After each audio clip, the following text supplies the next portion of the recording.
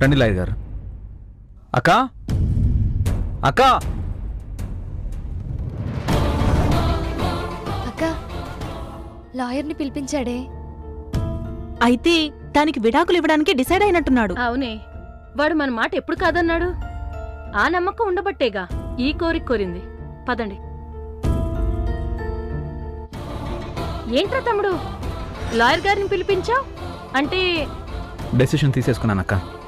అంటే సూర్యకాంతానికి విడాకులు ఇచ్చేస్తున్నావా? మీరు అడిగింది అదే కదా.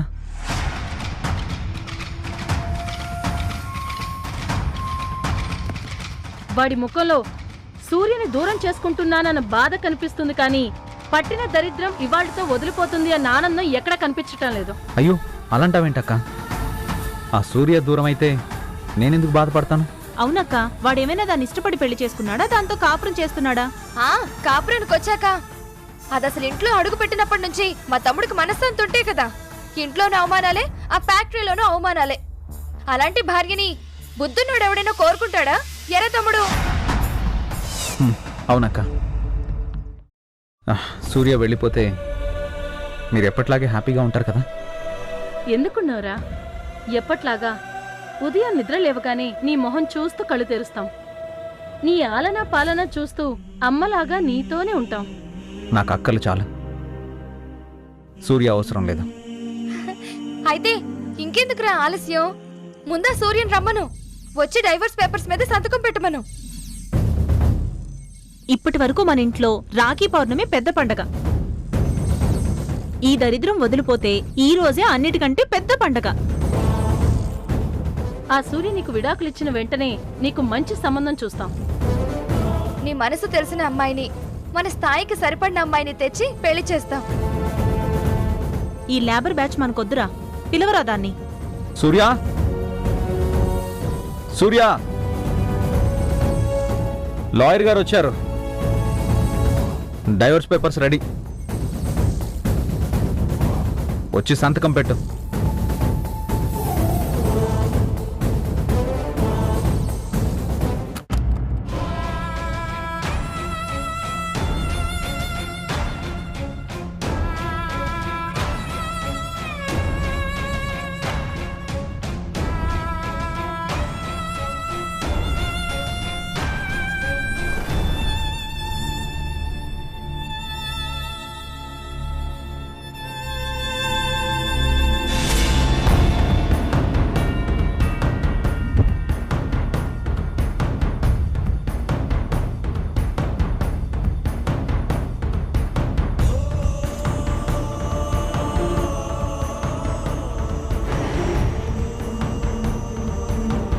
ఎక్కడికి వెళ్తున్నావమ్మా? ఆయన పిలుస్తున్నారు మావయ్య. వాడెందుకు పిలుస్తున్నాడో తెలీదా నీకు? లాయర్ని తీసుకొచ్చాడమ్మా, నీకు విడాకులు ఇస్తానంటున్నాడు. తెలుసా? తెలుసా? తెలిసి ఏం చేద్దామని వెళ్తున్నావు? వాడు అడిగినట్టు విడాకుల పేపర్ మీద సంతకం చేసేస్తావా? వాడికి విడాకులు ఇచ్చేస్తావా? నేనివ్వాలనుకోవడం లేదు మావయ్య, కానీ ఆయన కావాలనుకుంటున్నారు. వాడు మతిలేక ఆ నిర్ణయం తీసుకున్నాడు. నేను ఆయన కోసం నిర్ణయించుకున్నాను. బాగుందమ్మా. వాడు అక్కల కోసం వాడి ఆనందం కోసం నువ్వు. ఎవరికి వాళ్ళు ఇష్టం వచ్చిన డెసిషన్స్ తీసేసుకుంటే మరి నా పరిస్థితి ఏంటి? మీకేంటి మావయ్య, ముగ్గురు కూతుళ్ళు, కొడుకు, అల్లుల్లో ఇంతమంది ఉన్నారు కదా. ఆకాశం నిండా నక్షత్రాలుంటాయమ్మా, కానీ చంద్రుడు లేని ఆకాశాన్ని ఊహించుకోగలమా? సూర్యుడు లేకపోతే లోకానికి వెలుగుంటుందా? అలాగే వాళ్ళెంతమంది ఉన్నా నువ్వు లేకపోతే ఈ ఇంట్లో నా జీవితం వెలుగులేని చీకటైపోతుందమ్మా. కాలం మారితే చంద్రుడు కనిపించడు మావయ్య, రాత్రిపూట సూర్యుడుండడు. అందుకని మనం ఆగలేం కదా. అలాగే నేను లేకపోయినా ఏదీ ఆగదు. గ్రహణానికి పట్టువిడుపులుంటాయమ్మా, అది కొంతసేపే ఉంటుంది. కానీ నువ్వు తీసుకునే నిర్ణయం వల్ల ఏర్పడే గ్రహణానికి పట్టడమే గాని విడిపుండదమ్మా.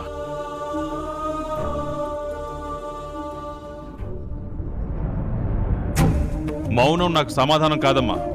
నువ్వు మాట్లాడకుండా ఉంటే ఫస్ట్ టైం నాకు నీ మీద కోపం వస్తుంది. ఆయన శిక్షిస్తానంటేనే కాదనడం లేదు. మీరు కోప్పడితే కాదంటానా? కోప్పడండి. ఏంటమ్మా నువ్వు? నన్ను మాట్లాడినవా? నా బాధను చెప్పుకోనివ్వా? బాధపడినా తీర్చే వాళ్ళతోనే చెప్పుకోవాలి మావయ్య. కాబట్టే కదా నీతో చెప్పుకుంటున్నాను.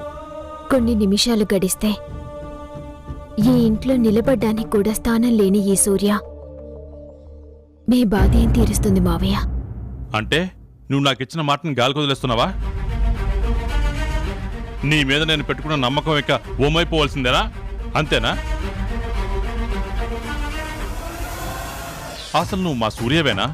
కష్టం ఎదురయ్యేసరికి ఇచ్చిన మాటని, నమ్మకం పెట్టుకున్న మనుషుల్ని వదిలి వెళ్ళిపోయేదానివి. ఎందుకమ్మా నాలో ఆశలు కల్పించావు?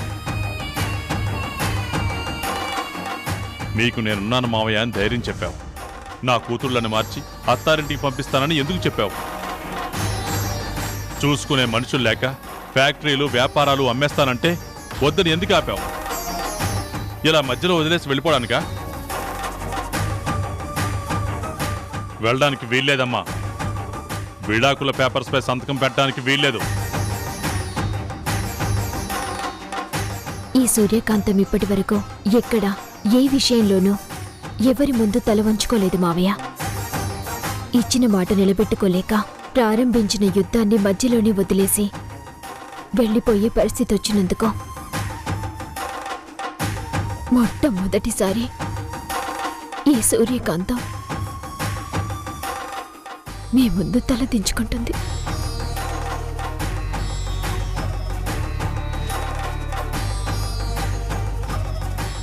నన్ను క్షమించండి.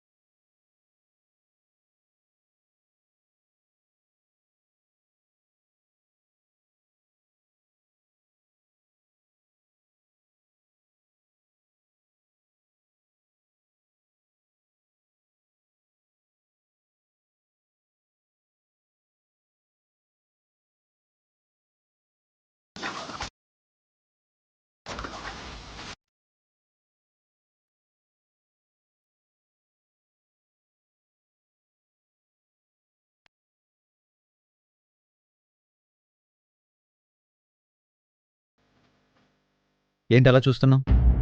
ఇదిగో విడాకుల పేపర్స్, సంతకం పెట్టు.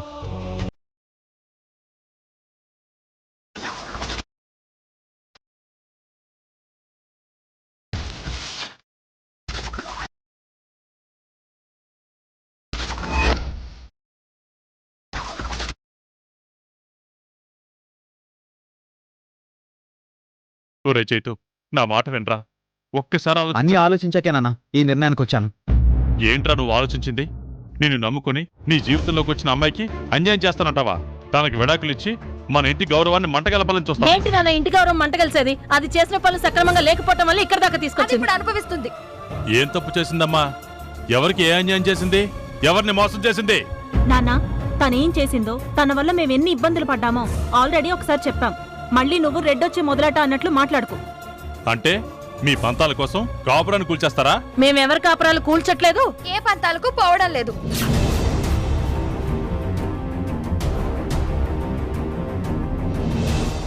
మా బాధ ఏంటో తమ్ముడికి చెప్పుకున్నాం, కానీ నిర్ణయం మాత్రం వాడికే వదిలేశాం.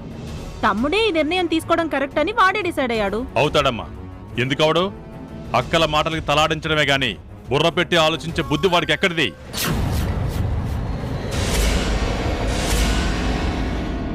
అయినా మీకు చెప్పాను అవసరం. అమ్మా సూర్య, ఈ ఇంటి పెద్దగా నేను చెప్తున్నాను, నువ్వు ఆ పేపర్స్ మీద సంతకం పెట్టద్దు. అసలు ఈ పేపర్స్ ని నానా నాన్న అనే గౌరవం నీకుంటే ఈ విడాకులు ఆపరా. అది మాత్రం జరగని పని.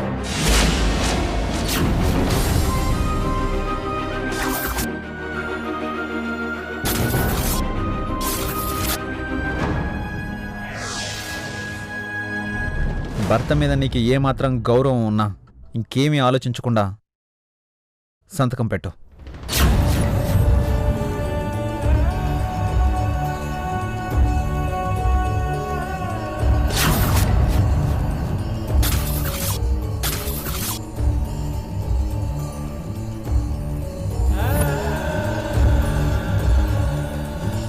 వద్దమ్మా, తండ్రి మాటంటే గౌరవం లేనివాడు విడాకులిస్తే నీ పరిస్థితి ఏంటి?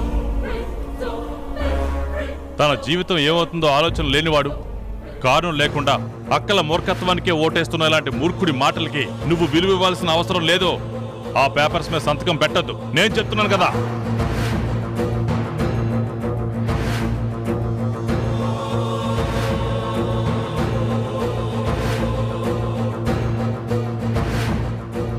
వాళ్ల వైపు చూస్తావేంటమ్మా? వాళ్ళెవరికి కన్నీటికి అర్థం తెలీదు, జీవితం విలువ తెలీదు. చూడమ్మా సూర్య, నేను కన్నబిడ్డలో నా మాట వినడం లేదు. నమ్ముకున్న నువ్వైనా నా మాట వినమ్మా. సంతకం పెడితే నాశనం అయ్యేదే నీ ఒక్క బతికే కాదమ్మా. ఈ ఇంటి వెలుగు పోతుంది, పరువు పోతుంది, మర్యాద మంట కలిసిపోతుంది.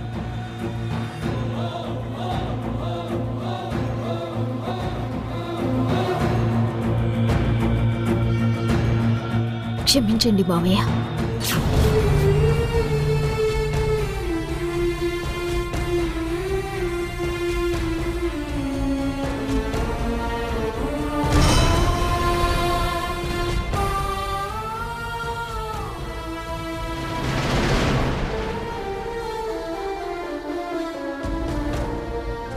ఆయన ఈ నిర్ణయం ఆయన అక్కలకిచ్చిన మాట కోసం తీసుకున్నారో లేక నిజంగానే నాకు దూరం అయితే బాగుంటుందనే ఉద్దేశంతో తీసుకున్నారో అనేది ఆయనకి తెలియాలి.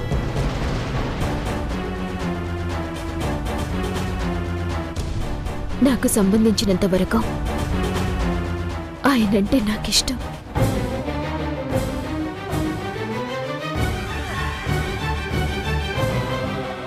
ఆయన సంతోషమే నాకు ముఖ్యం.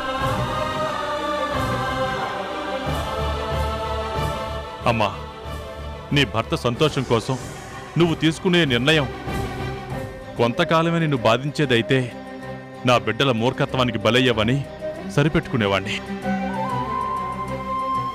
కానీ ఈ బాధ కొంతకాలం కాదమ్మా, జీవితం ఉన్నంతకాలం బాధపడాలి. సంతోషాలన్నీ దూరం అయిపోతాయమ్మా. సంతోషం ఎక్కడుంది మావయ్య సంతోషం? నా జీవితంలో అదెప్పుడుందని? నా రాతేంటో చిన్నతనం నుంచి నేను దేన్ని ఇష్టపడితే అది నాకు దూరమైపోతూ ఉంటుంది. చిన్నప్పుడు నాన్నంటే ఇష్టం, ఆయన దూరమైపోయారు. అక్కంటే ఇష్టం, తను నన్ను అపార్థం చేసుకుని దూరం పెట్టింది. ఇష్టం లేకుండా జరిగిన పెళ్లి, నేనంటే ఇష్టం లేదని చెప్పే భర్త, నేను ఈ ఇంట్లో ఉండటానికి ఇష్టపడని ఆడపడుచులు.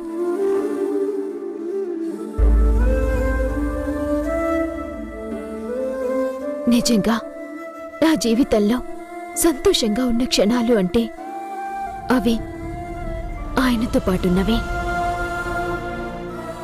ఎవరికైనా ఎవరు తోడున్నా లేకపోయినా తనున్నంత వరకు తనతో పాటు ఉండేది జ్ఞాపకాలు మాత్రమే. మీ అబ్బాయి కారణంగా అవి నాకు చాలానే ఉన్నాయి. ఆయనతో నేను లేకపోయినా ఆయనిచ్చిన జ్ఞాపకాలు ఎప్పటికీ నాతోనే ఉంటాయి. నాకది చాలు.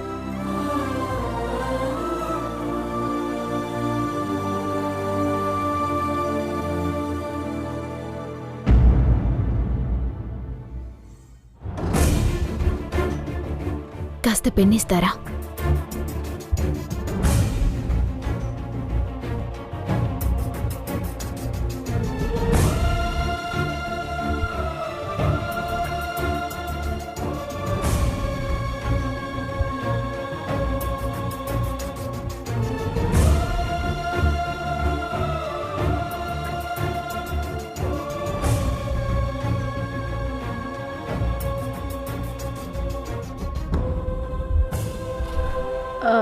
ఇదిగో సూర్య, మేమేదో నీ మీద కక్షగట్టి ఈ పని చేయిస్తున్నావు నువ్వు అనుకుంటే అది మా తప్పు కాదు. ఇది తనంతటి తానుగా మా తమ్ముడు తీసుకున్న నిర్ణయం.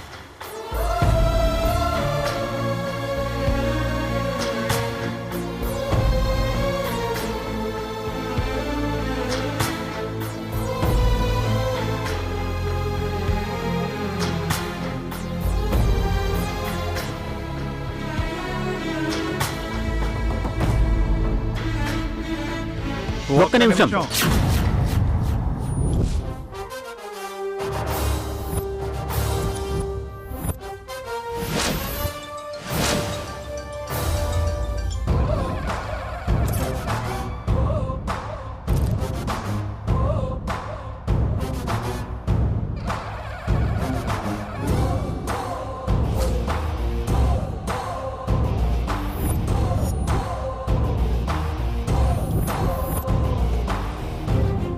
ఏంటో ఒక్క నిమిషం.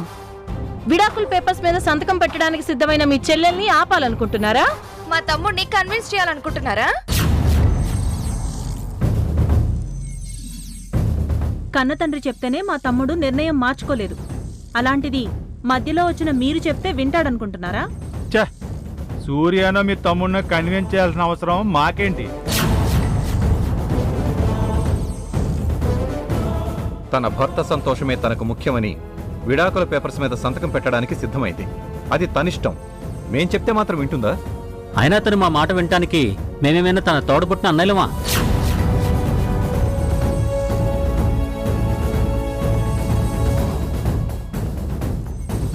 ఇంకా చైతుగడి విషయం అంటారా? మీరే చెప్పారు, కన్న తండ్రి మాట వినలేదు, మధ్యలో వచ్చిన మీ మాట వింటాడా అని. మధ్యలో వచ్చిన మాకు ఆడు ఎలా పోతే మాకేంటి?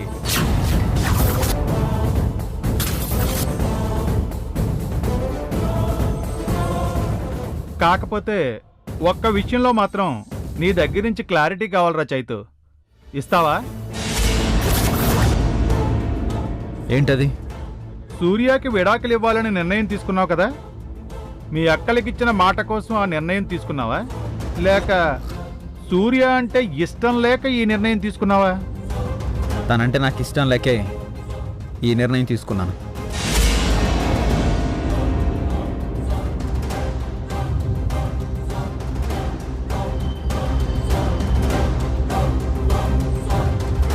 ఇష్టం లేకపోవడం అంటే ఏంట్రా? ఇష్టం లేకపోవడం అంటే తను నేను చెప్పిన మాట ఎప్పుడు వినలేదు, అనుకోగా నడుచుకోలేదు, నేను చెప్పింది చేయలేదు. ఓహో, చెప్పిన మాట వినకపోయినా మనకు నచ్చినట్టు నడవకపోయినా భార్యకి విడాకులు ఇచ్చేయచ్చనమాట, అంతేగా? మాట వినని భార్యతో ఎవరు మాత్రం కాపురం చేస్తారు బావా?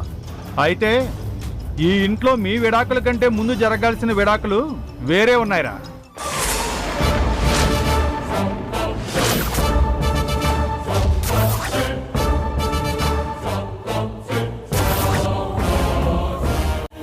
ముందు మీ అక్కలకి మేం విడాకులు ఇచ్చాక మా చెల్లికి నువ్వు విడాకులు ఇవ్వు.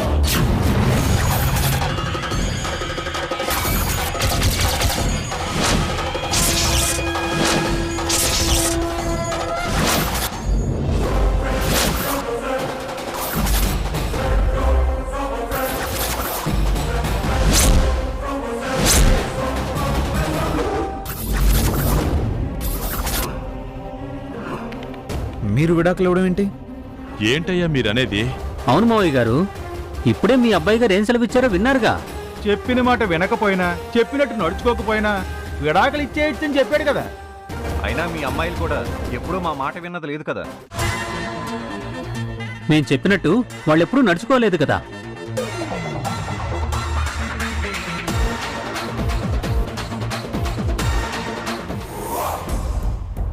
వాళ్ళ మీద ఉన్న ప్రేమను చంపుకోలేక మేం కాంప్రమైజ్ అయ్యి ఇక్కడ ఉన్నాం తప్ప మా కోసం వాళ్ళు ఆలోచించి ఎప్పుడూ మా ఇళ్ళకి వెళ్దామని అనలేదు కదా. అంటే మీతో పాటు రాకపోతే, మీరు చెప్పినట్టు వినకపోతే విడాకులు ఇచ్చేస్తారా?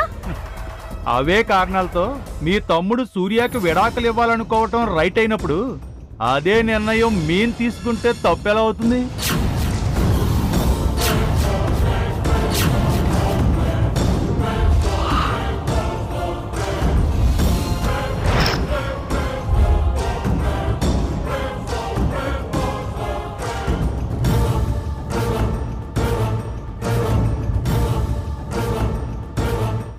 హిట్లర్, ఈ మాట వింటేనే టెన్షన్ వస్తుంది. అలాంటిది మన భాను ఎలా భరిస్తుందో ఏమో. భరించడమా దారిలోకి తీసుకొస్తుంది. నాకా కాన్ఫిడెన్స్ ఉంది. అంతేనంటావా? మన భానుని నీ వల్ల కాదు అంటే చాలు ఏ పనైనా చిటికలో చేసి ప్రూవ్ చేస్తుంది. అలాగే హిట్లర్ని కూడా. సరే, చూద్దాం ఏం చేస్తుందో. చూద్దాం హిట్లర్ గారి పెళ్ళాం ఏం చేస్తుందో. వచ్చేస్తుంది మీ హిట్లర్ గారి పెళ్ళాం మన జీ తెలుగులో సాయంత్రం 6:30 ఈ నెల 17 నుంచి సోమవారం నుండి శనివారం వరకు.